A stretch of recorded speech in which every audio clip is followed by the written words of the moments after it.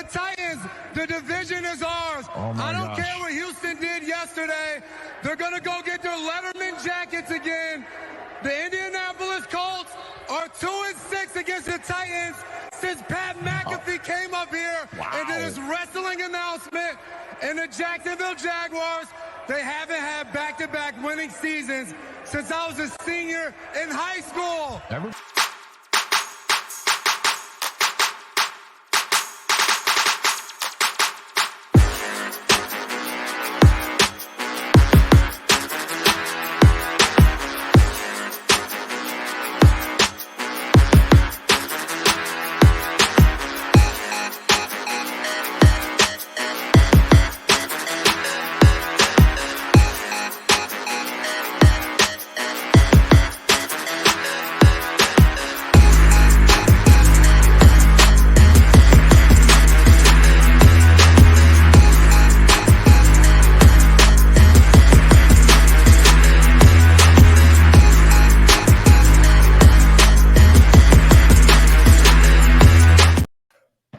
What's up, Titans fans, and welcome to another episode of Titans Fan Battle Podcast, brought to you by the Fan Battle Sports Network.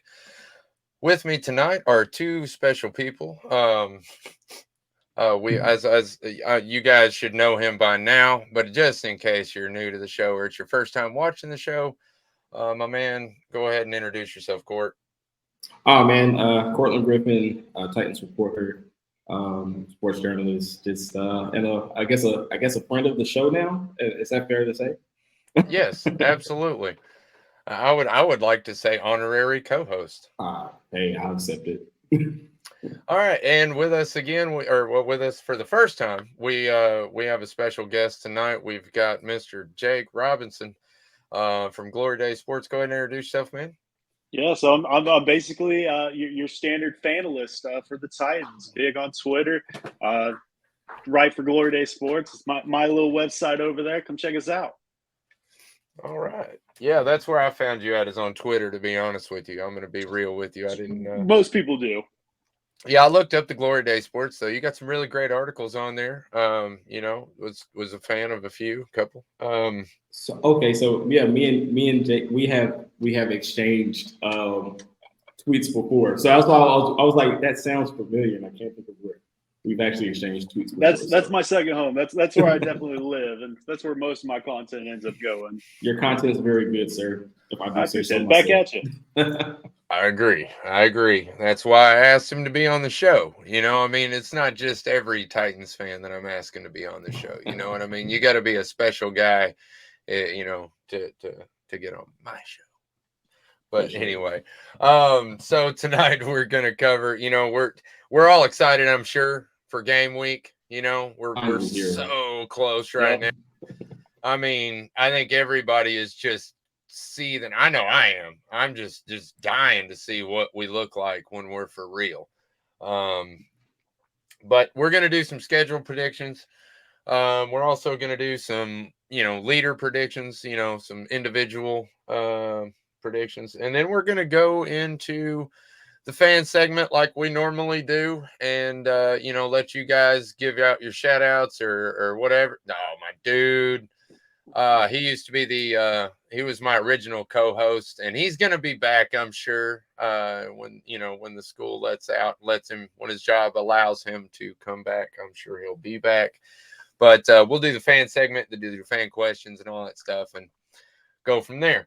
But to start off, we're going to do schedule predictions. I'm sure you guys have run through this. I've actually done it twice now, but I figure right before the season, we've kind of seen a little bit of everything and got a better idea of what we might actually look like even though we haven't seen much of the starters on offense. But, that's my thing, but whatever. I'm going to let that go. So the way I'd like to do this, the way I'd like to set this up is I'll start off and I'll give you my pick for the Saints game. And then y'all can tell me whether you agree or disagree and why.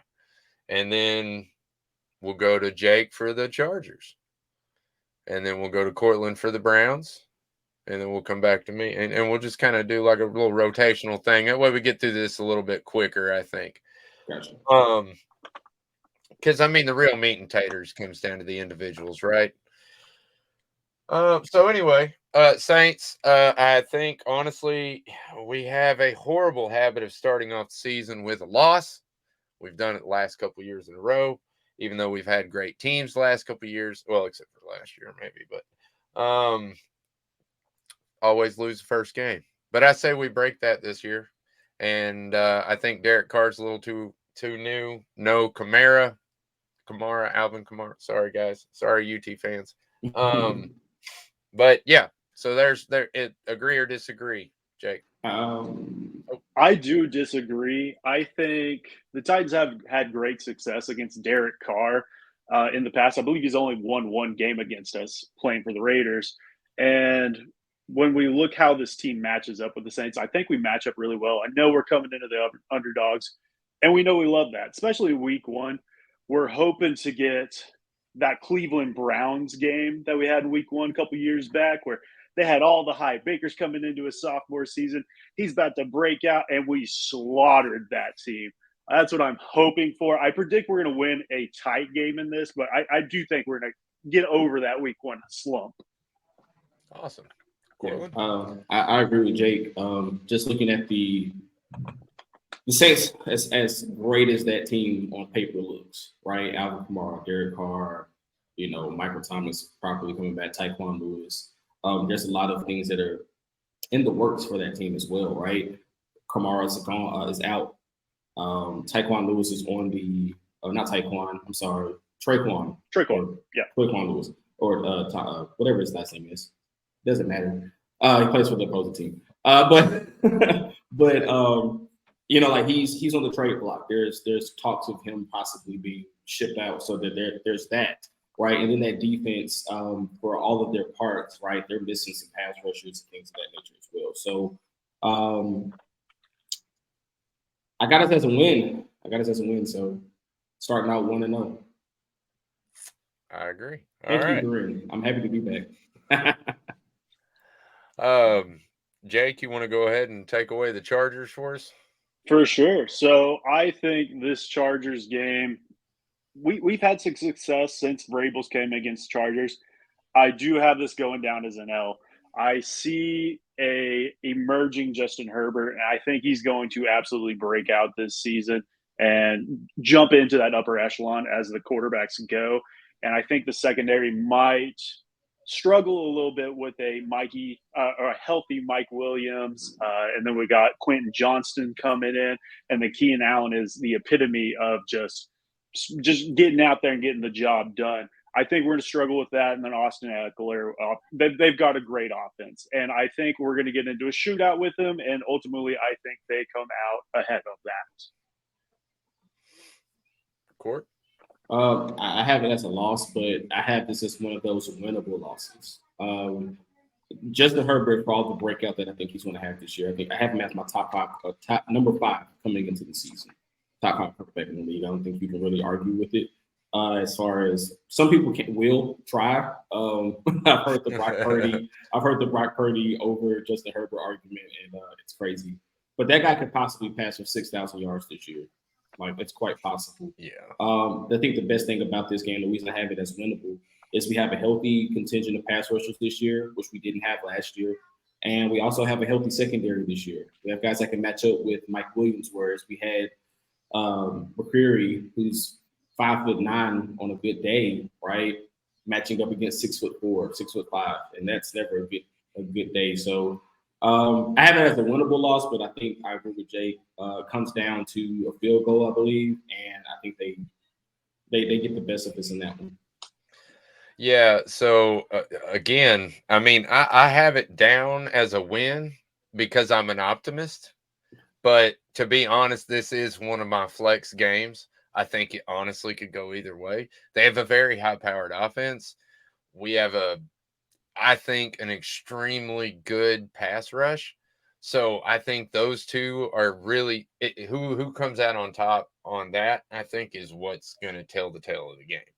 And the offensive line for LA is very shaky at best. So Exactly. That's what I'm saying. I feel like we're going to be able to eat them alive in that game. I think we'll probably, I think that's when people will start to take notice that, holy crap, the Titans have a really, really good pass rush. But you want to go ahead and take the Browns now? So yeah. Oh, was it on me or? Yeah. No, you, Court. Yeah, it's on me. Right. Okay, sorry. Yeah, I have this as a W, man. Deshaun Watson, right, is going into his first full offseason, right? And for everything that they have on that offense, right? Amari Cooper, Elijah Morris is trying to establish himself as a number 2 in the league. They have speed on that offense, but we have speed on defense. The offensive line, DeJuan Jones looks like a man amongst boys out there at the tackle position. But the other side is where the question lies, right? And you still have to worry about Danico Autry. He may shut off one side of the field as far as our pass rush goes, but then that other side of the field in the middle, you have to worry about Jeff, Danico, Pierre, Naquan Jones, and that contingency that we can just kind of run out 2 full starting lineups of defensive linemen to kind of come after Deshaun Watson. And if Fulton can stay healthy, then Amari Cooper is almost mitigated, right? Because when he's healthy, he's about as good as any corner in the league. And then Kevin Byard and those guys, of course, being over the top. I love Azeez Al-Shire. I love what he brings as far as middle linebacker goes and what his coverage ability as well. He showed that the preseason action, the only preseason action he had. So I got this as a win, and I think we win handily. We always play well against the Browns for some reason. I think we can handle it this one. Yeah, I mean, yeah, I agree with that. I've got it down as a win, and that's not because I'm being optimistic. I feel like the Browns got some offense, but not enough. And that's just the way I feel about it. I'll keep it brief. You want to go ahead and take any? You got any notes on that one, Jake? Yeah, so I think this is a game that is going to be won or lost in the trenches. With Myles Garrett going up against a Andre Dillard or a Chris Hubbard, we're assuming at this point, by that point in the season, this is going to be a low-scoring affair that I think is made by a couple big plays. Having Treylon break a long bomb or DeAndre catch a contested catch in the end zone. I ultimately, with all of us agreeing on this one for the first time, I wholeheartedly agree that we beat this team. All right. Yay. We got an agreement that we're all going to beat the Browns. Well, that one's kind of a gimme. So, well, we come to my first L of the season, the Bengals. Unfortunately, we have an amazing pass rush, but we've seen before that really is not enough to beat the Bengals. And I'm a prove it guy. I hate it, but it comes with its benefits and its drawbacks. And one of the drawbacks is I don't believe we will beat the Bengals until we do. So until we beat them, I'm going to count it as a loss. I hate to say it, but Burrow's on fire. That offense is electric. Jamar Chase, God bless T. Higgins, Hawkinson. There's more. I'm just not. I'm not. They have a plethora of weapons up there. I was just about to say a plethora of people to throw the ball to. Yeah. But yeah, if you want, you got anything to add to that, Jake? I also have this down as an L. We know Joe Burrow has been the Titans' kryptonite, ultimately.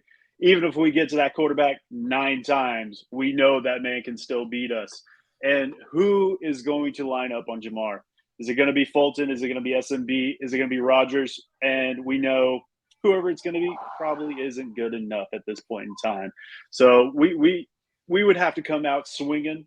And I do have faith in Vrabel that we could win this game. Mm-hmm. But ultimately, I do have this going down as a big L at this point in time.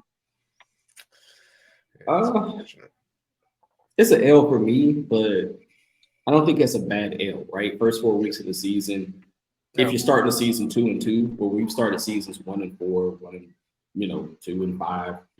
We've started seasons pretty slow. If you recall, we started the season, I think 1-4, but we ended up 13-3 at the end of the year. Yeah. So this being an L early in the season, you're still trying to work out kinks. It's not that bad, right? The Bengals catch a team that's got some new pieces, and new coordinator, offensive coordinator.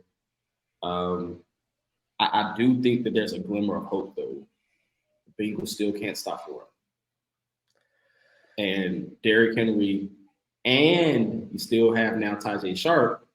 Not Tajay Sharp, sorry.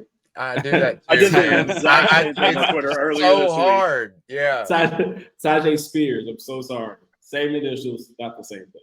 But Tajay Spears, right, who's also behind him, and then Julius Chestnut. So you can throw 3 guys on the field and pound the rock and keep Burrow off the field. So there is a option. I still have it as an L. I think they beat us by I have this as I think it happens as 10-point underdogs in that game. But I don't think that that's an indictment against Tennessee. That team is just that talented. They've been in the AFC Championship, I think, every year that Burrow's been healthy, right? The only other team that can say that is the Chiefs. So, yeah, to be honest, if they keep this up, they're going to become a rival. Yeah. Well, I mean, they were at one point. We were AFC Central. Well, no, they were in the AFC North, I believe. Yeah, so. Yeah. We got to come out with a couple wins to make this a rivalry, though. We got to make this. So yeah, I got it as an L, but right now I got it starting at 2-2. I don't think that's a bad start for Tennessee at all. I don't either. I've got us at 3-1, but I understand that too. Yeah. So let's see. Yep, we're back to the Colts, I think, with Jake. Yeah, the Colts. This is a rivalry, and this team can get off our page at this point in time. I was a big fan of AR coming out in the draft, but this is a player that's gonna need reps and ultimately to get to that potential. And this early in his young career, I do not think he is there. And even further in the season down the line, we're not sure if he's going to be there either.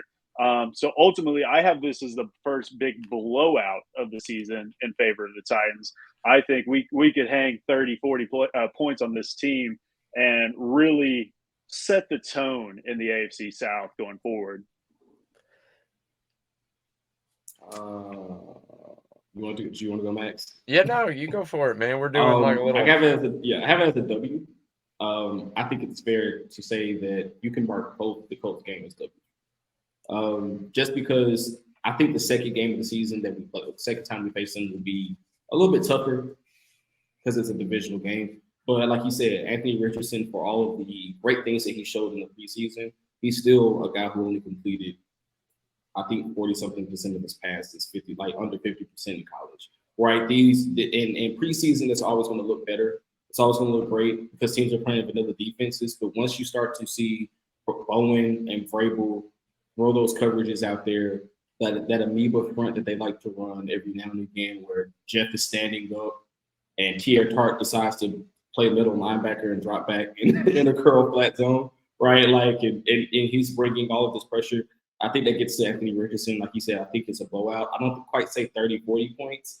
I think it's going to be like a 2 to 3 touchdown blowout, but still, regardless, it's a big one for Tennessee. Yeah, I agree, man. And I've been waiting a while to say this, but I think it's pretty safe to say that the Colts are going to be the worst team in the AFC South this year at the end of the season. That's fair.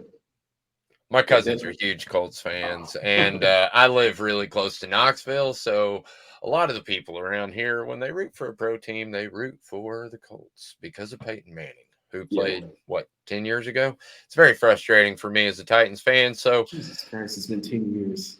I have a very big hatred for the Colts. And, my cousins like to rub it in my face every time, Anyway, it's a win. We all three agree on that.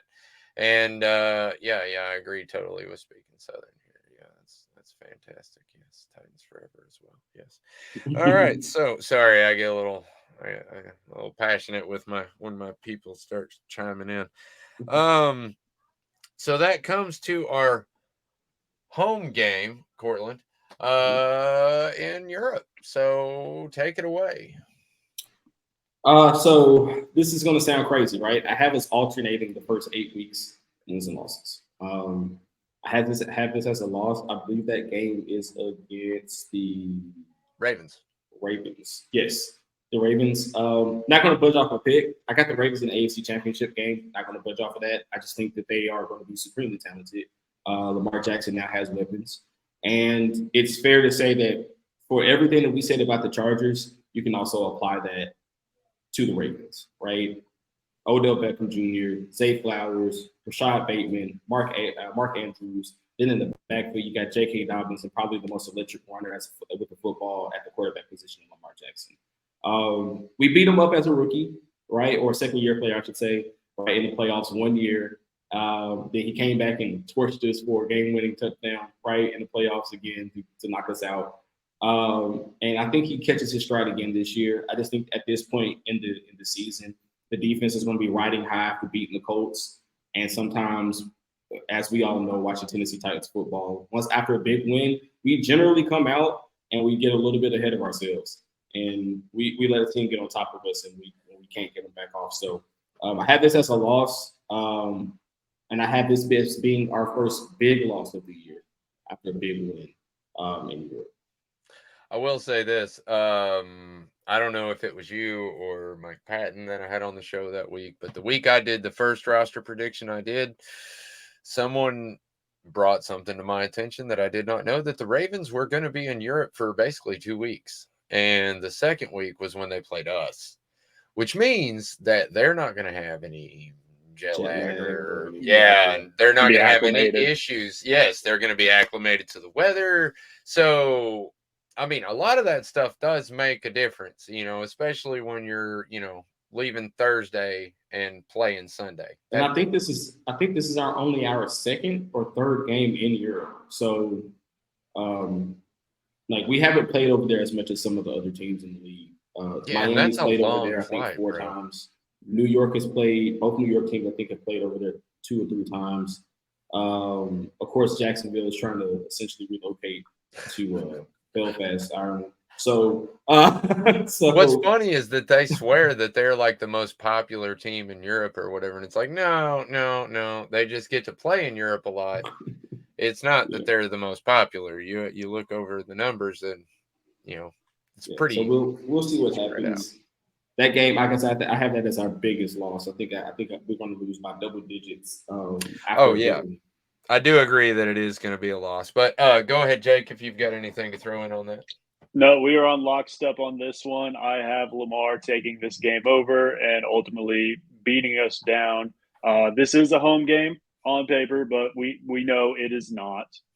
So ultimately, I do see us falling to the Ravens. And ultimately, I have us at 3-3 after that. So. Yeah, same. All right, so let's see. You did the Ravens. So all right, so I guess it's me back on the Falcons, and look, I'm gonna be kind of blunt here. I love Arthur Smith. I have the utmost respect for the man. Love what he's doing with the Falcons right now, but it looks like he's basically mirroring what he did with the Titans. And it's kind of obvious that that's what's going on. Anyway, I think Vrabel's got his number. To be short about it, I don't want to get too long and crazy into these explanations, but yeah, I think that Vrabel has Arthur Smith's number. I do respect him very highly as a coach, and I think he's going to get the most out of his players this year. I do think the Falcons are actually going to surprise people this year. But I don't think Ritter and Robinson, I believe, is going to be just amazing this year. But Ritter and the defense, I don't. So there you go. I've got that one as a W. And take it away, Jake. There is no way in hell on this jolly green earth that Arthur Smith is going to defeat Mike Vrabel. This is going to be my first win at Nissan Stadium for the Titans. And as an OU fan, I can say Bijan is very good. He has beat us down his entire collegiate career. This defense is going to stop the run. Desmond Ridder is a great backup quarterback. I do not think he is him, and I think ultimately this is a low-scoring affair, but it is a dominant beatdown of physicality leaning towards the Titans. I'm going to keep it simple. First appearance of the Houston Oilers throwbacks. They're not going to lose in their first appearance in the Houston Oilers throwbacks. It's simple. Arthur Smith, Jonnu Smith, they're returning to Tennessee, and Mike Vrabel after, because I'm looking at this in like context of situation, right? Coming back from Europe, you just got beat, right? After a big win in the division, you get beat big, right, on national television, across overseas. Mike Vrabel does not lose back-to-back games. He just doesn't do it, right? Outside of last year, Yep. He does not. He just does not come back off of a horrible loss and lay an egg. And it's at home. This is going to be the homecoming, right? Probably going to be the Titans, like all of the old Oilers players, right, coming back. Eddie, Blaine, Warren Moon, all those guys. We don't lose in front of those guys. This is a big W for us. And we have to remember this is following the bye week as well, and we know Mike Vrabel's history following the bye week. I was just about to bring that up. Yep, we all know how he does after the bye. And then having to sit, just imagine having to sit on that for a week, right? For 2 weeks, essentially. You have to sit on that loss for 2 weeks. You're going to have to hear ESPN and Fox and CBS talk about, are the Titans for real? Or, look at how they got beat down. Yeah. And they're probably going to end up somehow, some way making the Falcons like a 6-point favorite. And Mike Vrabel is bulletin board material. That is like the worst guy outside of Michael Jordan and Kobe Bryant. That's like the worst guy to give bulletin board material to. I wholeheartedly agree.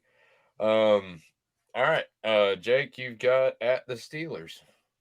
So Mike Tomlin and this Steelers team, when I look at them now, I see beta Titans at this point in time. They got some better receivers. I'll give them that. But when we look at the running back, we got beta Derrick Henry. We look at Kenny Pickett. We got beta Ryan Tannehill. Offensive line's pretty comparable. Defense is pretty comparable. Ultimately, I still view the Steelers as a rivalry. It's been a long time coming, but ultimately, I see us winning this game and putting my first back-to-back wins together. Court. I have us taking an L here, but not a big L. I just think Mike Tomlin is going to be on a mission this year, and to come out and prove like, hey, we had a down year last year despite it being a winning season. This guy's never had a losing season in 15 years. Like, there's not many guys that can say I haven't lost a season, right? You've been down, maybe not been the most talented team, maybe not made the playoffs, but haven't had a losing season. I don't think that changes. I think we have to go to Pittsburgh for that game, and we don't generally play well in Pittsburgh. Right. So the last time we played well in Pittsburgh, I believe we were both undefeated, and they still ended up beating us. History plays a part in this. I got this as an L, but I think we lose by maybe a field goal. I think the last time we won in Pittsburgh is when we stomped on the terrible towel, if I'm right. Yeah. And then that first game that year, they came out. Oh my God! They call it the Heinz Field curse. Yeah. It's a bummer, man. And I hate that Bullock was a part of that, man. It was him, Javon Curse. It was him, Javon Curse. Like, I think that we had Lindell White. Yeah, they were all. Yeah, it was Lindell. Yeah, I was gonna say Lindell. I think was the one who started it, but I mean, the fact that everybody kind of just, I don't know. Anyway, moving on. For me, the Steelers are a bitter, hated. I have 3 absolutely hated teams in the NFL that aren't in my division, really, and that is the Pittsburgh Steelers at number 1 hated team, the Dallas Cowboys at number 2 hated team, and then the New England Patriots at the number 3 hated team. And the reason I hate the Steelers is basically just because of that, and their fans are really nasty. Like every time that I've been to a Steelers game, their fans are like some of the ugliest fans. I don't mean like facial features. I mean jerky, asses. Basically, that's the only other way I can describe it. Sorry, I can't describe it any other way. Have They're you been to an Indianapolis Colts game? Yeah, in Indianapolis. And they still treated me better. That's the crazy part. Like, the only other place that I have been shown more disrespect or just as much disrespect was the year we played Baltimore when we had Vince Young as a rookie. I think when Baltimore came here, they were the worst, man. I mean, they were the absolute worst. I couldn't imagine. But anyway, I believe it is you, Court, on the Buccaneers. Oh, I didn't say that was a win for me, by the way, and I'm an optimist. The reason I say that's a win, that's a flex game for me as well.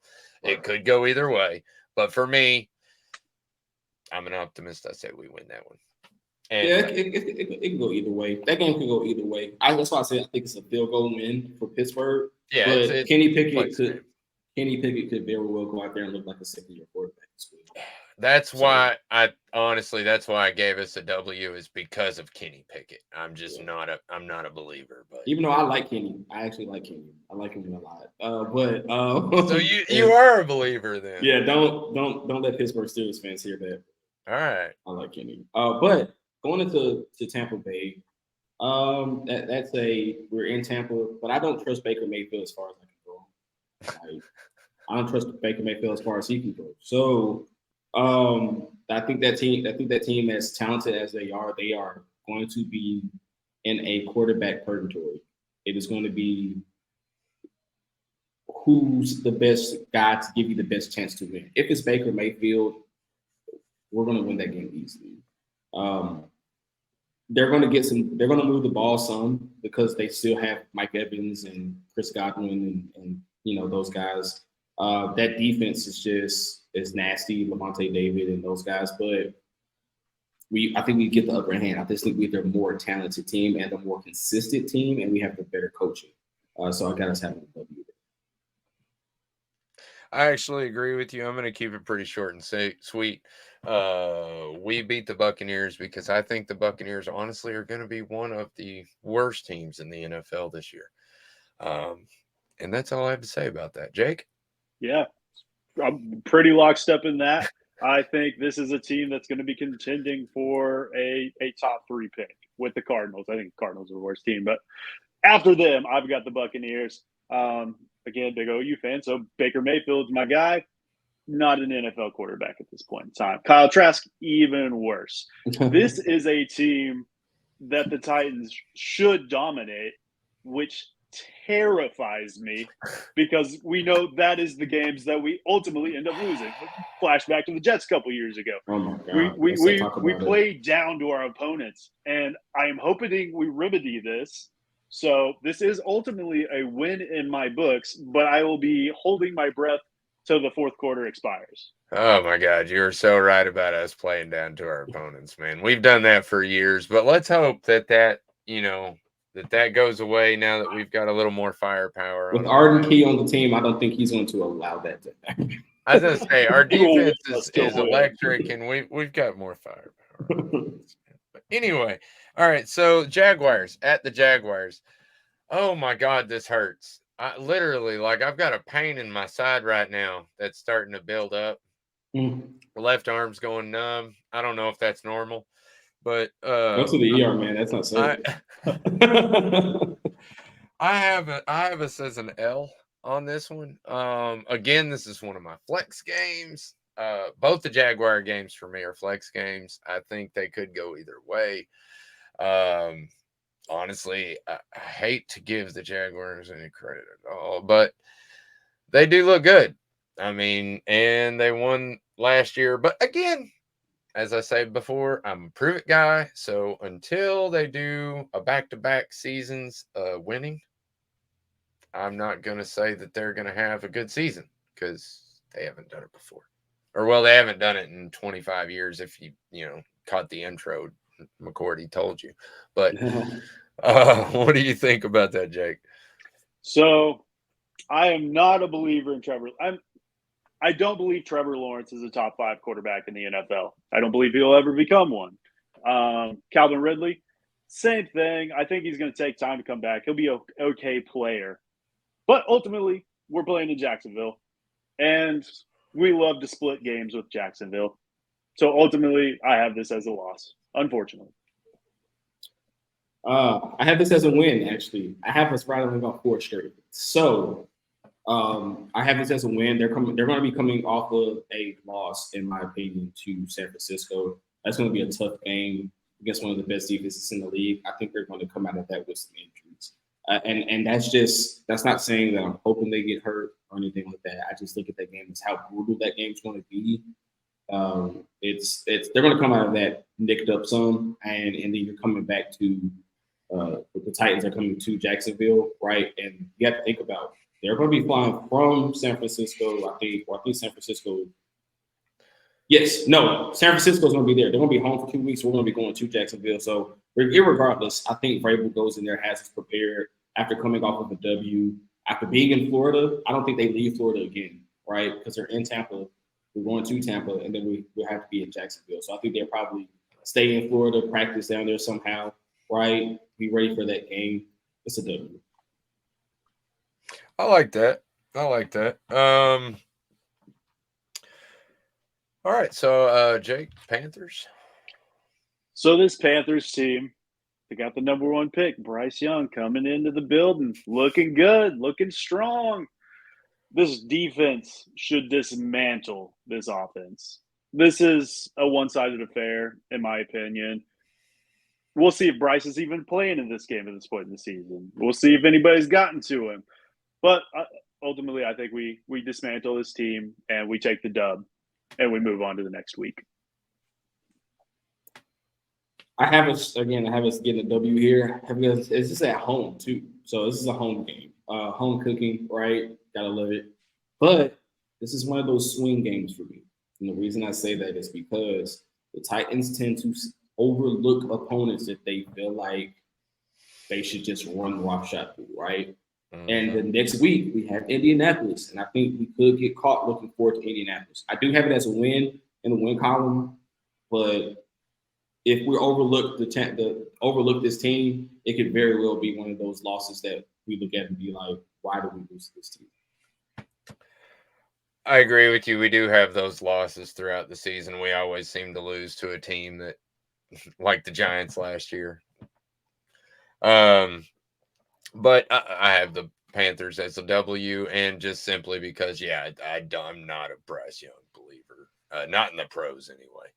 A lot of people, excuse me, I've been trying to drink a lot of water and stuff, but my voice is after coaching Saturday. And then I went to my very first circus on Sunday, which was amazing. And then today we went to our little town has a festival. And you just been living it up. I was gonna say one of my cousins was 3-day weekends doing a wrestling thing, and he won the championship belt. So of course we all went nuts, and so I don't really have a voice left, and I'm sorry if I sound like a frog or something. I know you're good, man. But yeah, the Panthers is a W as well. Go ahead, Court with the Colts. Simple. December, first week of December, right? I think we open up the month with a win here. I think the Colts are going to be a little bit better. I think they're going to still remember the beating that we put on them in the first meeting, right? So they're going to come out firing. But I think Vrabel is going to get this team settled in. We should be completely healthy by this time, right? So we should have a full contingency back on the field. Kyle Phillips, D-Hop, Traylon, right? We should be completely healthy on both sides of the ball. If that comes to fruition and happens, then I think we have like a 6-point. I'm giving it like a 3 to 6 point margin in that second game. But I don't have this as a flex game at all. I don't think Indianapolis is looking to even be a competitive team this year. And I got the Titans taking the W here. Right, that's 4 straight, by the way, guys. 4. I was gonna say, to be honest, I said it earlier. Quick, Colts are worst team in the division. We win, easy sweep. You got anything to add to that, Jake? That's the word, sweep. On to the next one. All right, sweet. I love it. All right, now this one for me at the Dolphins at Miami in December. Normally we play the Dolphins when we play or the last time we played the Dolphins, I think, when they beat us. Or It's normally early in the season. yeah, it was much earlier in the season, and it messed us up, I think, because it was so hot. But I think that in December, I think it's a perfect time to play them. However, this for me is the trap game. This is for me the game that everybody, oh, well, maybe Tua's questionable, or I don't know the storylines at this point in the season, but I'm just guessing here. But I think that there's one trap game every season. We've all talked about it. Teams that we should beat that we didn't. And this is for me, this is the game. This is the one. The Dolphins, I think, are personally for me, I think they're the NFL underdogs. I think they're the ones, the dark horses. I think they're somebody to watch out for this year. I think they're going to be hot. I think they might win their division this year.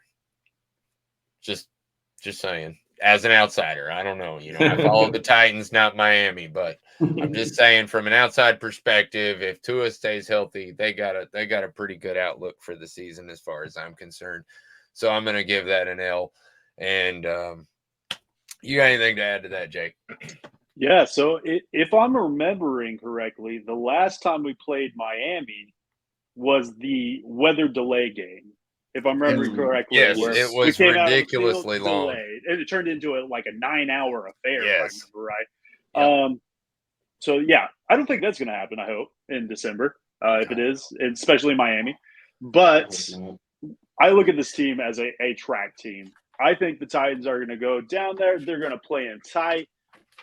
And a good example, I think this is going to look like that LSU-Florida State game we saw last Sunday, Monday, whatever day that was, where they play them tight that first half, and then is it Waddle? Yeah, Waddle breaks one long. He takes it to the house. We come out, we get a stop.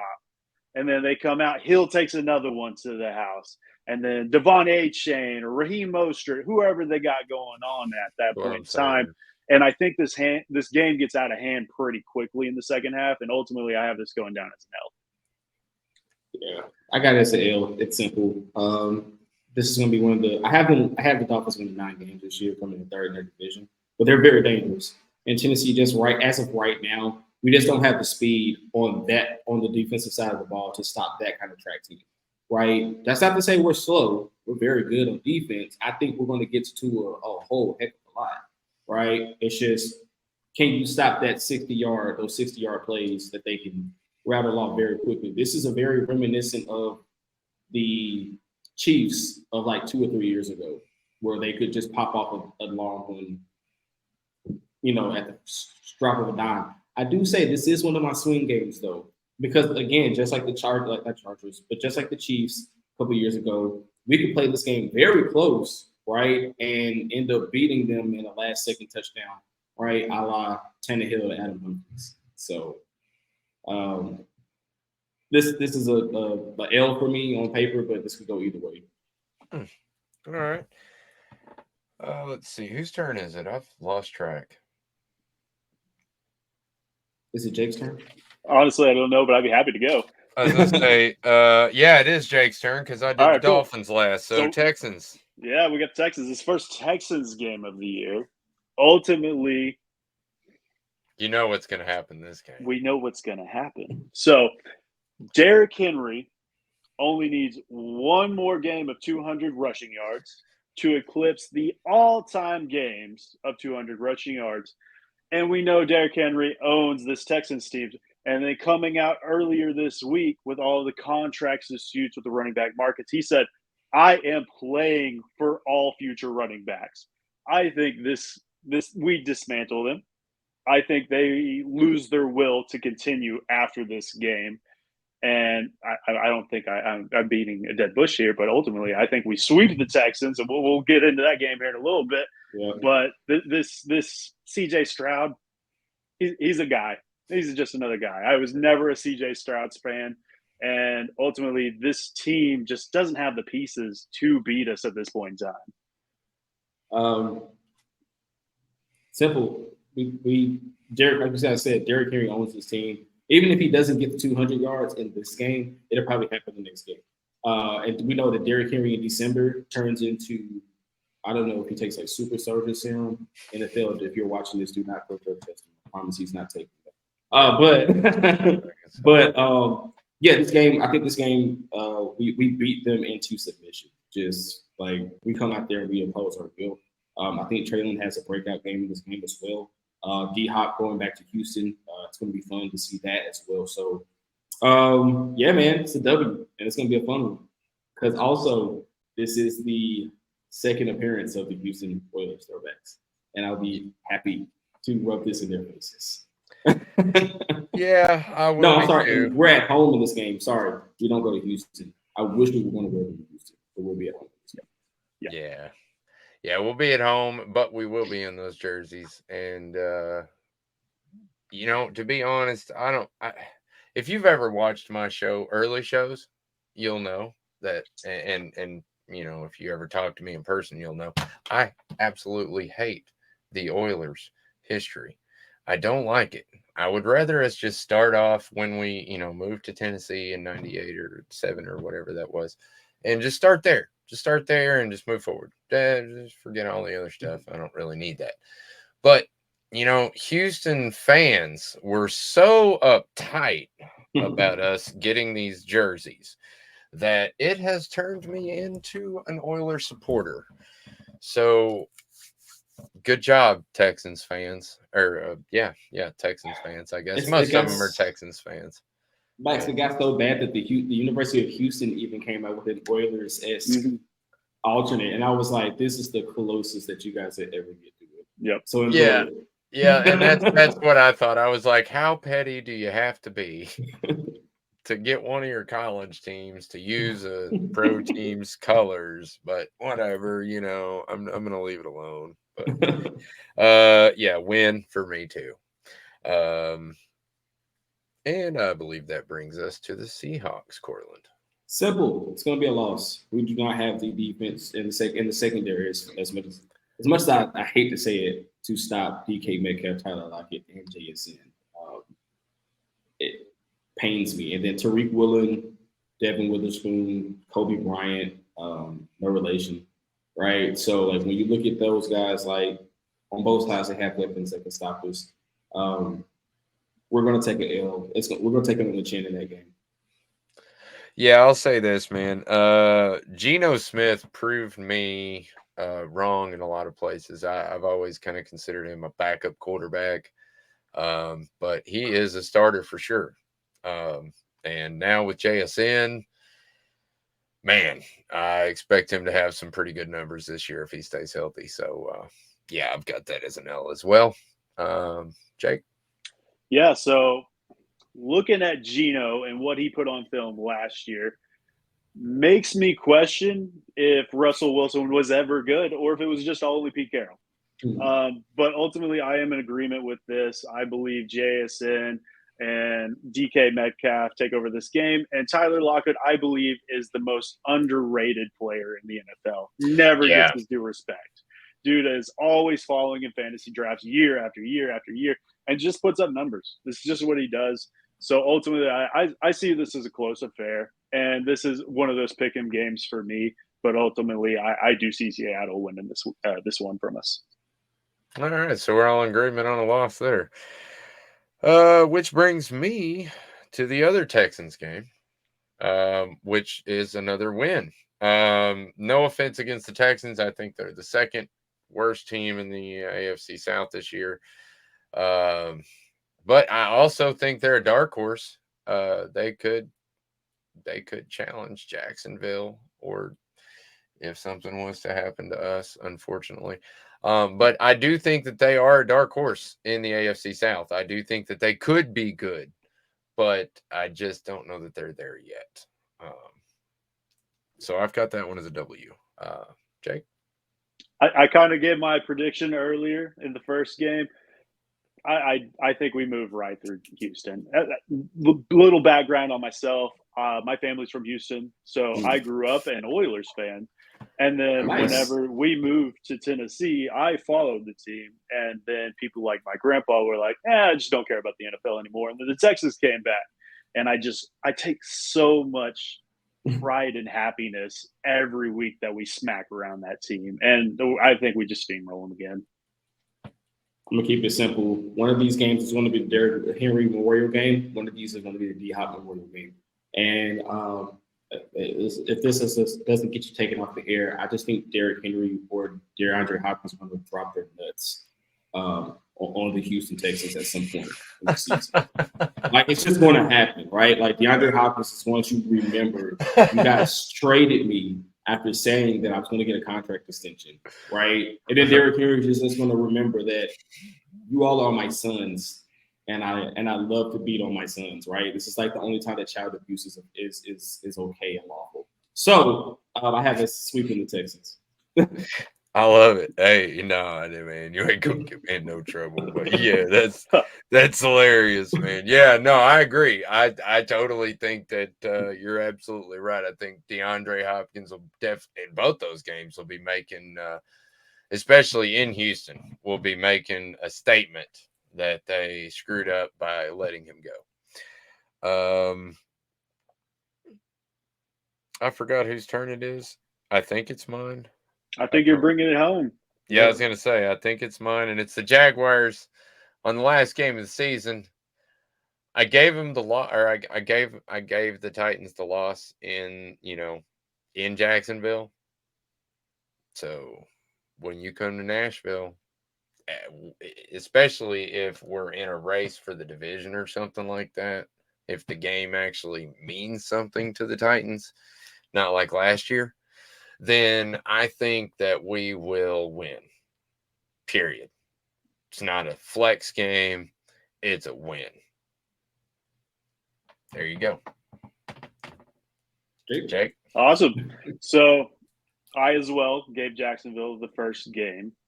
And at this point, I have us at 10-6. I have Jacksonville at 9-7. So we, at this point, have secured a wild card spot, but the division relies on this game. I ultimately see us winning this game at Nissan Stadium. I think it's still going to be back and forth, but I think we come out on top. I said this at the beginning of the season. I had to hold true to it, unfortunately. This is a toss-up game, but I have it as an L for us at home. I think the division, I think both teams at this point in time are either going to be 10-6, right? Or like Jake said, one team's going to be like 9-7, right? Needs to win. And the other team's going to be like 10-6 and doesn't need, like, it needs the other team to lose. I think we're going to be that 9-7 team. Or 10-6 team, I'm sorry. And we're going to lose to Jacksonville. I think Jacksonville is going to need that win to either secure the division or get to the playoffs. And you back the dog into a corner, they're going to come out firing. And so I ultimately have them beating this, but this could easily, like you said, Max, go either way, right? Because this is Tennessee, this is Vrabel. We know when he's back against the wall, this team comes out and fires. Like last year, we could have won that game. So it's going to be interesting, but I think I have us losing this game and going 10-7 on the season. All right. Well, we all have different views on what the Titans are going to do this year, as far as level wise. You guys are pretty close, but I guess a little homerish, and that's okay. I can be a little homerish because that's my right. It's it's what I do. The beauty about predictions are anybody can be right. I was gonna say, yeah. You can clip out the ones you got right, and the other ones you can delete forever. Exactly. Yeah. No, I mean nobody's gonna know except for maybe. I'm sorry. You guys have to excuse this guy. He's our local Jaguars homer. Hangs around the show. Drops.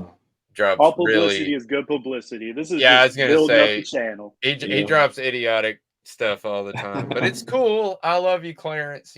Keep showing up, buddy. Anyway, as far as the individual leaders go, I'm not even going to go into the passing and rushing leaders because that's a duh. If you don't know, then you're not a Titans fan or you're living under a rock. Receiving yards, though, I think is an interesting one. Receiving yards for me goes to Treylon Burks. Okay. And the reason I say that, most people would be like, why not DeAndre Hopkins? Well, because DeAndre Hopkins, I think, is more of a possession receiver, or that's how we're going to use him. I think every now and then we might, pitch one off deep to him, or he might break a tackle and take one deep or something like that. But I think Treylon's more of the guy that's going to be going down the field streaking or crossing the field streaking, and he's going to be the yak guy. He's a big receiver, gets a lot of yak yards. So I think he has more yards. Might not have more receptions, but I think he has more yards. So that's my pick for the receiving yards. Jake, what about you, buddy? So I have Nuke taking it, ultimately. I think this will be Corey Davis and A.J. Brown. They didn't eclipse that 1,000-yard each. Corey came real close, but he didn't quite get there. I think this is the first year we see that broken. I do see Nuke as the possession receiver, and I think he's going to be that number one target for Ryan Tannehill, and he's going to get peppered with those. Ultimately, I think Burks does have a higher ADOT, or average depth of target, and does make that second-year leap. But ultimately, Nuke is Nuke, and I do not think he's washed yet, and I think he's going to run away with this. And I have him around the 1,200 range currently. All right. I have a difference in opinion. Don't laugh at it. Chigo Conko. I remember that name. Nothing wrong with that. Number. Remember that number. I'm not going to discredit that. Number 85 is going to stretch the seams. He is going to be our version of George Kittle, our version of Mark Andrews, our version of Travis Kelce. Insert top tight end here, right? Because Treylon Burks is going to demand attention. DeAndre is going to demand attention. Derrick Henry is going to demand attention. And Ryan Tannehill is going to look for number 85, streaking up the sidelines, streaking, on those wheel routes, on those out routes that he's going to be able to take this, use the speed and turn into big yards. So I think Chig is going to lead the team. This is going to be like a la early years of Delaney Walker. Yep, that's what I was thinking. All right, yeah, I like that. I would really like that, to be honest, because I'm a big fan of tight ends. I love Delaney. I'd like to see a little mini version of Delaney come. And that's not to say that like we're going to be bad passing the ball. I just think they're going to demand so much attention on the outside that it's going to open up one-on-ones against linebackers and safeties for them. So. Well, and to be honest, we've got so many different weapons. We can spread the ball around pretty equally. Mm-hmm. So, it's going to be hard to judge who's going to be, that's kind of why I settled there as the first one, because it was a tough question. I figured we'd all have different answers, and we did. So it was awesome. All right, so we're going to move right along into defense. I'm not even going to talk about touchdowns and stuff like that because, that's just crazy speculation. Sacks. Most sacks on the team. It's going to be for me, it's an easy pick. Harold Landry, I think, is going to have double-digit sacks. I think probably 12, 14 is where I see him at the season. If he comes back just like he left, then that's right where he's going to pick up. That's for me. Go ahead, Jake. For me, it's easy as well, but it's a different answer. I'm going with Arden Key. So I love this man energy since he's been in the building. And Harold coming back from the ACL, ultimately he's looking healthy thus far, but it takes a little bit of time to get back up full ramp to what he was. And as athletic as an edge as he was, losing even half a step is going to take quite a bit off of his game. Ultimately, I still have Landry in the 8-sack range, but I have Arden Key breaking that double digit. Okay. I have both of those guys coming in second and third to one man by the name of Danico Autry. I think his versatility, he's hungry. You can play him outside standing up. You can play him inside 3 technique. You can play him inside 1 technique. The dude just moves around the defense. And as athletic as he is, right, Big Jeff is going to demand attention. Like you said, Harold Landry, Arden Key, Rashad Weaver, and this contingency of just ridiculous athletes that we have on this team. The one guy that's going to get lost in the shuffle is number 96. And he's just consistently in the quarterback's face in the preseason game, I mean, he simply just disrupted the play, tackled the guy, and also caused a fumble, and almost picked it up too. So JPB beat him to it. So this is a guy who I think is the most dynamic defender on the team in that front seven right now. No knock to Big Jeff or anybody. That guy he eats and feasts on one-on-ones. I think he's going to lead the team. I love it. Again, we all have different answers. I love it. And we all could be right. That's the cool thing about it, is both of those subjects are up to question. If Arden Key leads the team in sacks, re-sign him. Yeah, absolutely. I think we can just all take a second and say thank you, Jacksonville, for Arden Key. I know he's at 49 last year. And thank you, 49ers. Yes, thank you, 49ers. And thank you, Indianapolis, for Danico. Yes, we have loved Danico. So tackles. Most tackles. This one's a hard one. It's like the touchdowns. It's purely speculation. But for me on this team, no, it's not. I think I know who's going to end the season with the most tackles. And I think I can pretty much guarantee it's going to be Azeez Al-Shaair. And that's my pick. Azeez Al-Shaair. You're going to be the number one tackler. Probably the number one for TFLs too. Yeah. Jake? This one, I view Azeez as the Mike. So I do think he was going to play on the strong side of the ball. So I could see the realm of possibilities where he is taking on the blocks and Dr. Gibby or whoever's playing that second linebacker is eating up and getting those free tackles. But ultimately, it's Azeez. It's Azeez for me. Oh, yeah. It's number two. Turn me up two. Dude plays the ball. He plays around the ball. And even in San Francisco, when I kind of broke around to get some insight on who he is as a player, they were like, yeah, go look at his tape when Greenlaw was out, when Fred missed time. This dude is around the ball. Number 51 was somewhere around the ball at all times, passing, running plays, and he just sniffs it out. I think he comes somewhere in between the 95 to 110 on each of the tackles. Yeah, that's what I was going to say. I think somewhere around 105. Yeah, that was going to be my guess, was 105. As far as that goes, let's move on to interceptions to round off the defense. And for me, it's a really easy answer. Again, I hate to say it, but with the pass rush we have, I think our defense is going to eat. So I think the mayor is pretty much just going to be sitting back there, ball hawking, just waiting. You know what I mean? And I think he's going to lead. That was my hot take for the season to begin the season, was that Byard leads the NFL in interceptions at the end of the year. I think he's going to come back. Yeah, I think he's going to come back. I mean, with the pass rush we have, doesn't it make sense that he could just sit back there and just wait, watch the quarterback, and yeah, I have a different answer, but I can't continue with that one. But all right, yeah, let's go with it.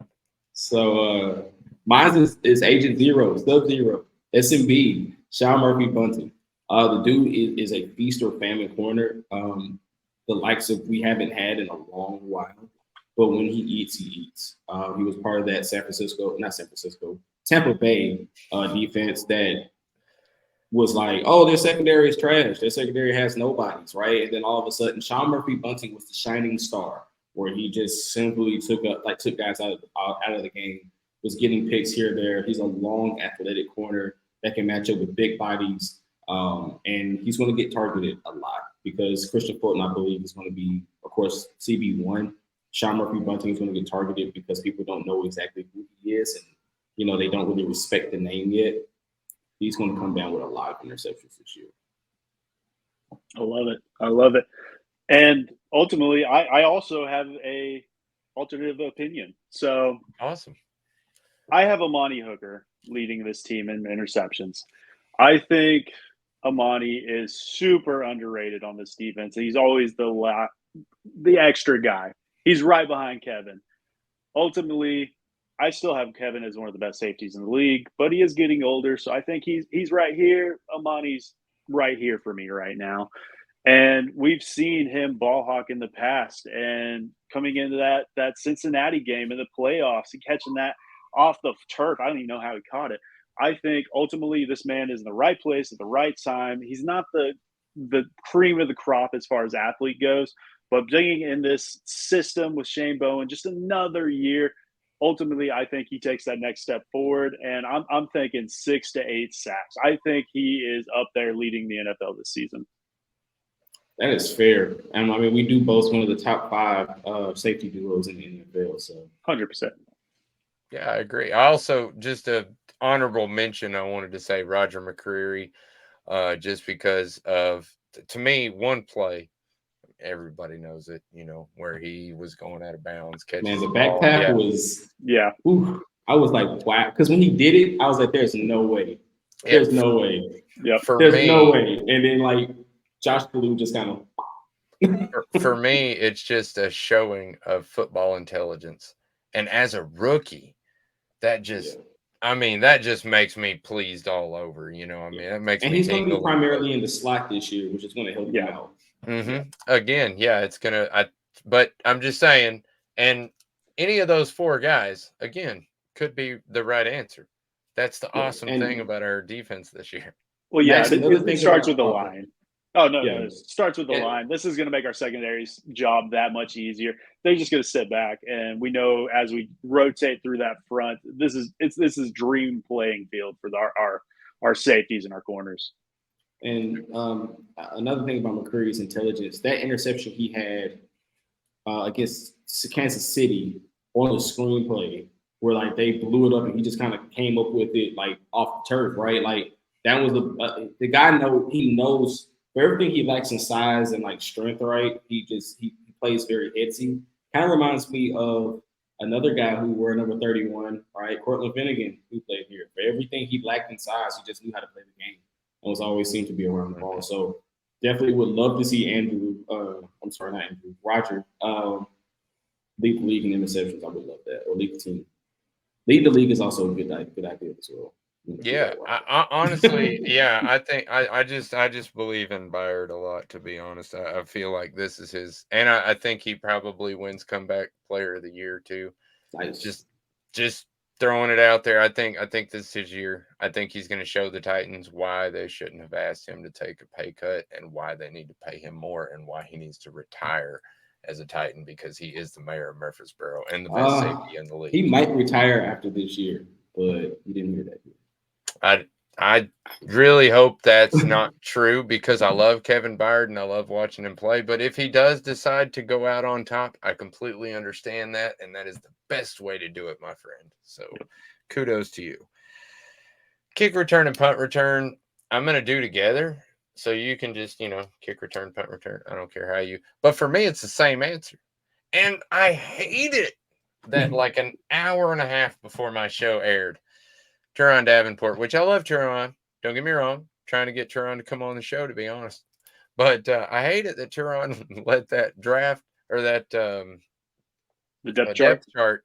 Unofficial depth chart come out, because this was my pick before that. So, and nobody's going to believe me now. But Kyrus Jackson, both punt return, kick return. I think that's where he makes his imprint on our team. And I feel like maybe towards the end of the season, I feel like he might actually become a decent rotational receiver as well. So what do you think, kick return, punt return, Jake? Ultimately, it's the same answer. I've been a Kyrus guy ever since he signed as an undrafted free agent. He's the only undrafted free agent I actually wrote about. And ultimately, I see this as a NWI replacement probably after this season. This is a player that almost led the entire NCAA in blocking efficiency from the wide receiver position. And that's something that's one of the 3 musts for Mike Vrabel. You got to catch the ball. You got to get open. You got to block. And Kyrus, he's that dude. So I see the path for him to actually seeing some snaps out wide this season or from the slot as well. But ultimately, he's the kick returner. He's the punt returner. I think he's going to do a damn fine job at it. And I we're finally getting out of that return purgatory. We don't have to watch Hassan Haskins run at a 5.040 clip catching the ball. Kyrus, he's that dude. I got the same, man. And I said this a couple of weeks back on the show. To me, he's Derrick Henry, not Derrick Henry, but Derrick Mason. Like he reminds me so much of that guy, a guy who came in as a return specialist and then developed into one of the greatest, if not the greatest, in my opinion, the greatest receiver in Titans history. So yes, and I'm not saying that's going to be Kearis Jackson. Don't quote me on that. I don't want anybody blowing my I don't want anybody blowing my Twitter up saying Courtland said that Kearis Jackson's going to be Derrick Mason. Yeah, but what I'm saying is I think he's going to lead the team this year. And bold take, you can't clip me on this. I think he leads the league in average yards per return. There you go. I agree with that. I think Kearis Jackson could be an amazing returner, and like I said, I think he can be a rotational receiver. And I honestly, I didn't feel that way until I went to the game Friday. When I went to the game and I saw him in person, Jake, I don't know if you. I'm sure you have. Maybe you have media credentials. Maybe you don't. I don't know, but I see that when I saw him in person, I don't.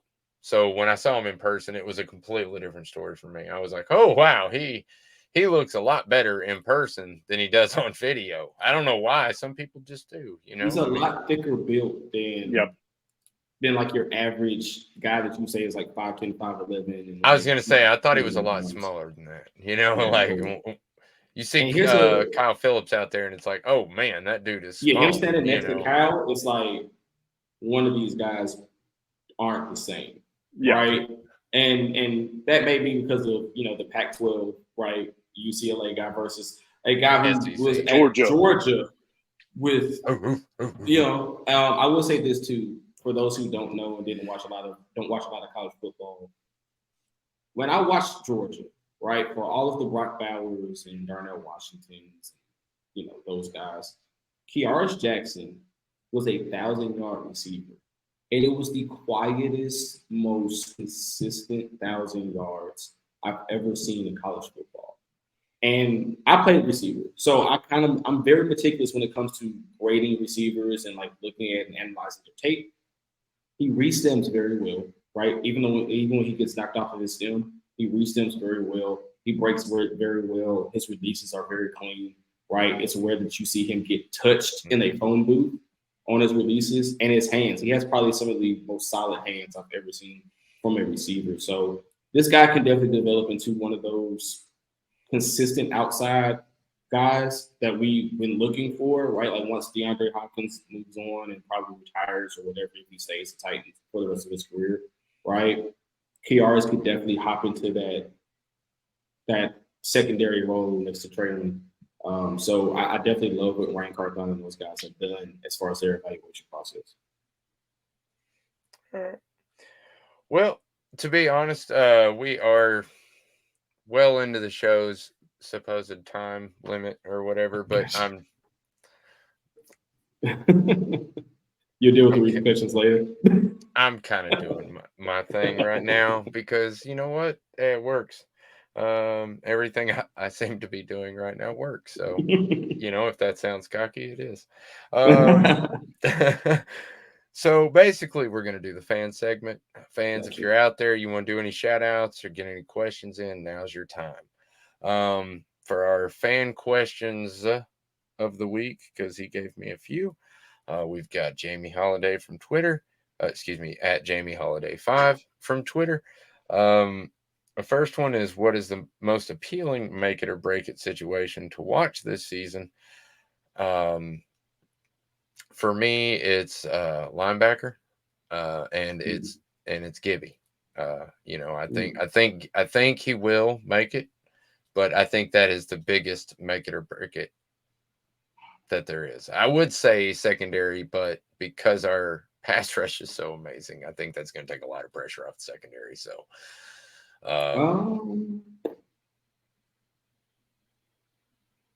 wow, that's an interesting one. And if I had to say, I'm probably going to go with Tier Tart.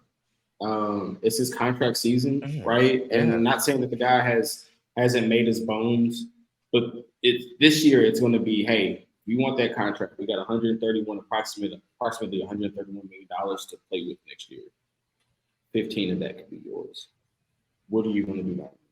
Right? And if he can make that or he can break that, and we'll see what happens. But I see now the way that this GM and this front office is working, they feel like they can plug and play anyone, and it works. And you could definitely very well see T.R. Tart move on to another team. They're like, hey, Jaden Peavy, come on in, right? You know, hey, Michael Demonfort, come on in, right? Like they're that confident in their process and how they've evaluated and built this roster. So yeah, I think T.R. is a make or break. I really got two. I'll say the right tackle position. Who comes out on top on that? NPF, once he comes back, is he that guy? Is it going to be Chris Hubbard? Insert mediocre name blank here. Second one is, what does this Tim Kelly's offense look like? Are we still going to follow this run, pass concept? Are we actually going to open it up? We know we've switched to this new style. This was it the Hopkins Perkins system or whatever it's called. So we know they're going to be running more tempo. What is this ultimately going to look like, and will it be successful? It's a modified West Coast offense. So we're going to probably be using a little bit more of if you go back and watch a lot of like early 90s, late 80s, early 90s 49ers tape, where they were using stretch play, like the short toss plays as like pass plays as more like extended run plays. We're going to see that, but you're going to see it used more with the wide receivers. And then, of course, you're going to have your pop shots over the top because they're going to force teams to come up, and then they're going to hit you with like a slant and go or a sluggo, and it's going to throw you off. So I can see that, but I get where you're going with that because Tim Kelly, I would say this: after Arthur Smith, he spoiled us, right? Top 5 offense every year that he was the offensive coordinator, and then we get the guy who doesn't. We will not name, right? DWI after a win, right? and then you get Tim Kelly, who a lot of people argue should have been the offensive coordinator last year. So I definitely see people going with that. I mean, you guys have been around long enough to remember Exotic Smash Mouth. That's what I think that we're going to end up with, is something similar to Exotic Smash Mouth that works. That's what I was going to say. A better version of it. Do we not bring back Robiscuit's offense? Jesus. All right. Oh my goodness.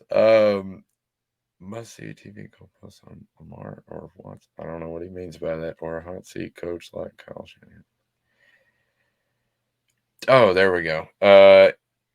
Tannehill and Henry. If they do really well, I think this is what he's asking. Basically, Tannehill and Henry, if we have an amazing season, like say we have a deep playoff run, do we re-sign Tannehill and Henry to come back and make another run at it?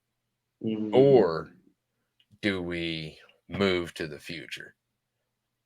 I think regardless of what happens this year, you move to the future. I don't think Rand Carthon moved up into the second round with the plans of having Ryan Tannehill be up under center. Now, Derrick Henry, that's another situation, right? Derrick Henry is a franchise cornerstone guy at this point in time, right? He's a guy who's going to yield another 2 or 3 year contract probably. Number 17, on the other hand, do I see them paying him another $27 to $36 million to stick around? No. When you have 2 guys who are on rookie contracts, one guy is going to go into his 3rd year, right? And the other guy's going to go be in his 2nd year. You're going to have a legitimate quarterback competition, and both of these guys can flourish in this system. So no, I don't. Even if let's say we win the Super Bowl, I still see them going and doing something that it's rare that it happens, but I still see them moving into the future because I just don't see how they can justify moving up into the 2nd round to draft that guy and Will Levis, and then saying we're going to pay Ryan Tannehill 5 years, $190 million. I just don't see how it happens. Well, I'll say this. If we win the Super Bowl, I think you're right. If we get to the Super Bowl and lose, but Ryan Tannehill is like NFL MVP or something, it would take something. Oh my God. That's what I'm saying. It would take something of that level, I think, is my point. is what I'm trying to get across here. For us to re-sign Tannehill. Now Henry is a different story. Yeah. I think Henry has a couple good years left in him. Very productive years, so I think it's not unfathomable for us to re-sign Henry. And honestly, if he just has a repeat of what he did last year, that's good enough for me to re-sign him. But I know there are a lot of people out there that want to see more. But for me, repeat of last year is good enough. King, keep it solid. Jake, you got anything to add to that, brother? The biggest cheat code in the NFL at this point in time is having a young quarterback on your roster, getting this upper echelon talent, but paying a minimal salary. So ultimately, yeah, I'm in the same boat. If Ryan Tannehill led us to a Super Bowl, and I'm trying to not just think optimistically right now, if he did, I'd have to think about it. But ultimately, Tannehill's gone. Henry, that one, if he does what he says he's going to do this year, I would love for him to retire a Titan. Nothing would bring me more joy. But if we start seeing that decline, that ultimately Father Time catches up to everybody, I could see him not being on the roster next year, and Tajay and Chestnut, and I'm assuming they would bring in a third chess piece in that and do a more running back committee going forward. But man, I'm hoping. I want Henry to stay. We'll see if it happens though. Well, my draft board for us next year is very much so locked in at this point in time. I got some guys that I kind of want to see us go target, and if we move on from Derrick Henry, and I like this guy by the name of Blake Corum out of Michigan. I mean, play some secondary fiddle to Tajay Spears. I don't disagree with that, but to be honest, I'm going to be heartbroken if the King ever plays for anybody but the Titans. I'm just going to be real about that. He's been one of my favorite players. Somebody asked me recently who my favorite player was. And, I had to sit there and think about it. It's the first time in the 25 years of watching the Titans that I had to literally sit there and think on who was my favorite player between Derrick Henry and Jeffrey Simmons. I had to really think. It was very hard for me to answer that question. I still don't know if the answer that I gave was correct. But there is no wrong answer. Yeah, mine is tied, and those two guys are at the top. I was gonna say, man, they're so great personally and in the game of football. So it's very hard for me to choose a favorite. But we re-signed Simmons. I know he's a lot younger, but I would love to see him. I swear it's gonna break my heart. But I'll leave it at that. Do you guys have any hot takes? Interesting? Yeah, go for it. Not trying to make us look super forward into the future, right? But like I said, I it's kind of my thing, right? Draft and looking at how the team is going to function in the future and where we may go. Just putting your GM caps on, right? Your scout caps on. Who's maybe two players that you guys think that the Titans should target or could target going into next year's 2024 draft? Within reason, by the way. That's the biggest thing. We could all go, okay, Marvin Harrison Jr. next Sunday. Yeah. Come on, but man. ultimately, we know that's not going to happen. We're not going to be picking top 3 this year. Drake May. No. Yeah. I wouldn't be upset with it. I would not either. I'm a UNC fan. So I go 3 years in a row. I'd be like, yeah. Sorry. Man, I haven't dove too much into my draft for next year, other than really the quarterbacks thus far. And ultimately, I think we're going to be pretty set there. And I could come out with some homer pick going with OU, but man, at this point in time, my one player that I'm pretty high on after watching that Florida State game last week was Johnny Wilson. He had some drops. He came out with 2 drops in that game. But watching a 6'7", 230-plus wide receiver just play big man ball, love it. And then also one's a 4'4". Yeah, just freak athlete. I would love to see that man dress in a Titans uniform. So that'd ultimately be my pick. Max? Man,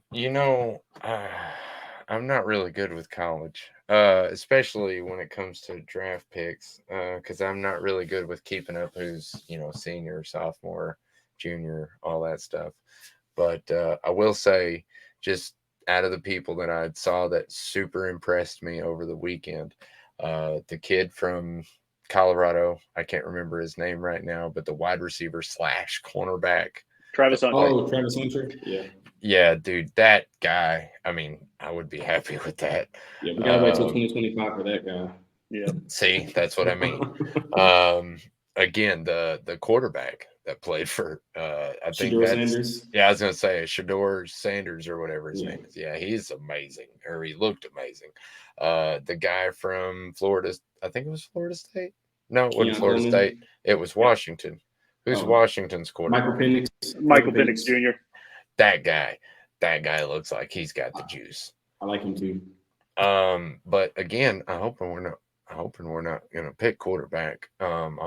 Honestly, I would hope that we would pick either somebody from the secondary, or we're gonna have to maybe replace our running back next year.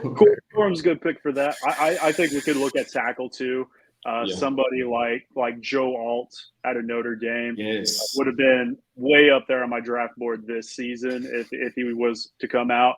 And just watching him play this last weekend, dude's got it. He's a first-round talent. So we'll see if ultimately he's there when we pick, which I hope is later in the 20s to 30s than earlier. So ultimately, I don't know if he's going to be on the board, but I would love that pick. You got one of my guys. So Joe Alt is one of my guys. Go ahead, Max. I was just going to say, I forgot to mention any of the offensive line from Washington. I don't know if any of those guys are seniors, but any of those dudes right there that want to come be a Titan. Yeah, I'm down for drafting those guys. I know Olu Fashanu is going to probably be way gone by the time we pick, but I would love to have that guy. He would have been the number one tackle over Paris Johnson and DeJuan Johnson. Oh, 100%. Had he came out this year. He's my number 3 on my big board right now. I would love to see Brock Bowers somehow fall down the board and just end up in Tennessee. But I would love to see another Georgia Bulldog. But keeping it realistic, I think that we are going to target Kalen King out of Penn State, cornerback, 6'1" guy, 201 pounds, 205 pound guy. Great mirror corner, has great hands, great feet. The dude plays the game the way that Mike Vrabel loves to see guys play. He's 100% go all the time. And he has some versatility in there as well. And then there's one other guy. Of course, I would like to see Jared Verse, right? Who wouldn't want more edge power out there? But I also need to look at wide receiver. Xavier Worthy out of Texas. He's a speedster. Didn't play super well against Rice, but I think that was more or less just Texas beating Texas, right? And playing slow. And then Emeka Egbuka out of Ohio State, he's going to be more of the JSN kind of guy to Marvin Harrison Jr.'s Chris Olave, right? They're going to be in that top 2 conversation for wide receivers, but I think he falls down the board enough to kind of fall to us. I got him as my number 13 prospect on the board, but we know that big boards don't matter because teams draft who they want to draft, right? And guys fall down boards all the time. So we'd love to see him. He's 6'1", 205 pounds. And he's electric. If you go watch him, he's electric. And I think that Kyle Phillips' tenure in Tennessee is coming to an end. And I know it's just 2 years in, but I think it's coming to an end. I think Vrabel has shown that he doesn't care about if you're injured and if you're hurt and what they spent on you. He's a 5th-round draft pick. He came in and showed up very well to earn the starting spot. Just can't stay on the field. And Mike has shown he doesn't have time for that. He sent his starting middle linebacker out the door packing, right? And brought in a guy who hadn't been a starter full time in his entire NFL career, right? And paid him the same amount of money. So, I just wanted to see where you guys' heads was at because again, I'm always thinking in the future, and Rand, if you're watching this, I'm open. I can be in the scouting department. Right.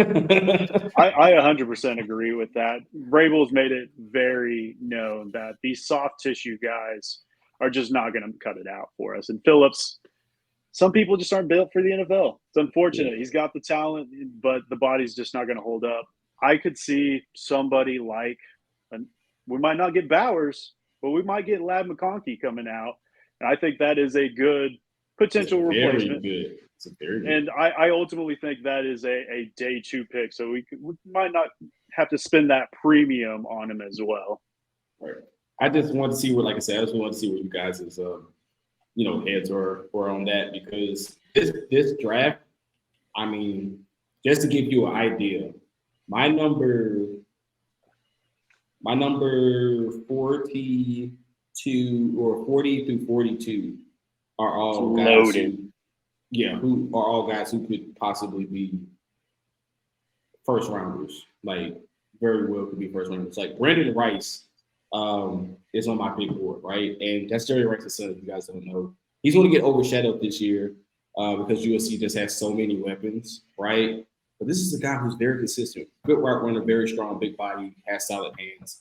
Probably not going to be his dad, but because Marvin Harrison Jr. is so great, of course, he's a legacy player as well. He's going to get overshadowed. This is a guy who we can possibly get a third, fourth round, and he comes in and can be a starter. So it's going to be fun to see how this roster looks coming into next offseason. And Titans, please draft some guys with some names. I would love to be at camp next year and be able to stick a microphone in some guy's face that it's fun to talk to.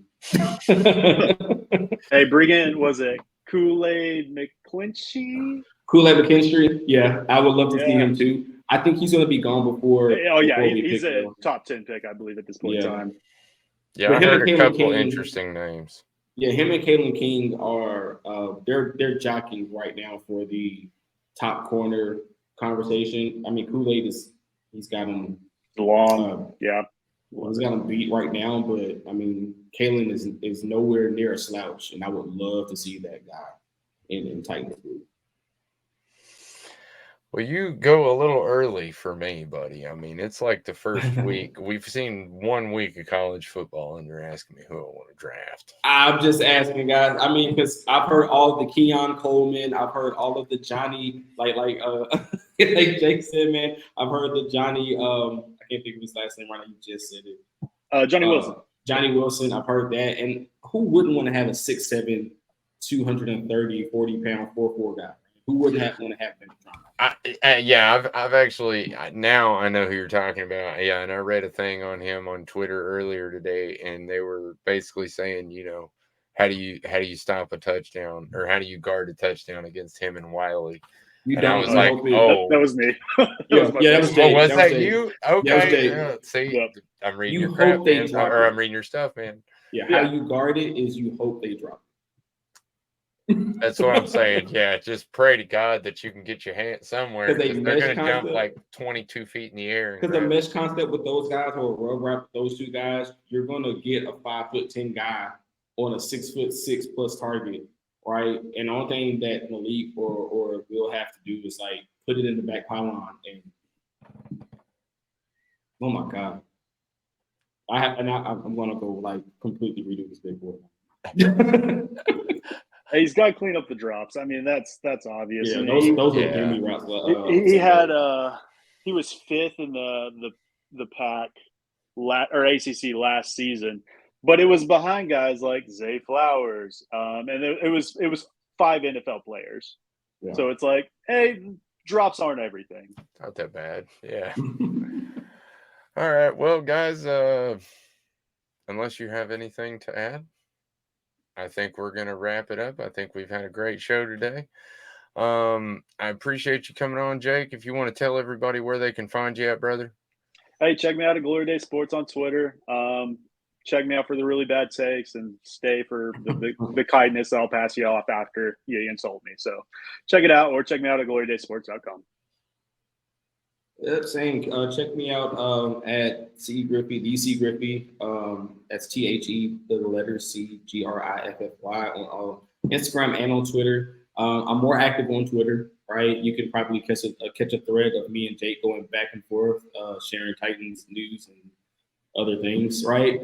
Also, catch me on the halftime show on Thursday night, 7 p.m. Central Time, 8 p.m. Eastern Time, where we'll be talking about college football, of course, NFL Week 1, and a couple of other things, sports news from all around sports on this Thursday night. Definitely going to have to get these two guys on the show at some point during the season because this show was very fun. And I don't have any restrictions, so so no offense, Max. but definitely also you can catch me here on Monday, whether I'm in the comment section or on the show. So always fun to be here. And as always, and we always love to have you, to be honest, Courtland. You're like I said, you're an honorary co-host, man. Anytime you want to come on the show, all you gotta do is be like, hey, I'm gonna be here Monday. And to be honest, yeah, tonight was great. Jake, you ever want to come on again, just let me know, brother. And hey, anytime. We'll make it happen. Really appreciate it. Everybody, y'all know you can find me at Maximus Titan _Titan fan. Or I said that really wrong, but you know what I mean. It's right there written on your screen. You can find it on every social media platform. Titans Fan Battle Podcast. Please like, subscribe our YouTube channel. We're really trying to grow it. But we're also on TikTok, Facebook, Twitter, everywhere, basically. But come find us there and at fanbattlesports.com, where you can read and catch up on all your Titans news with mine and Tyler's blogs on there as well.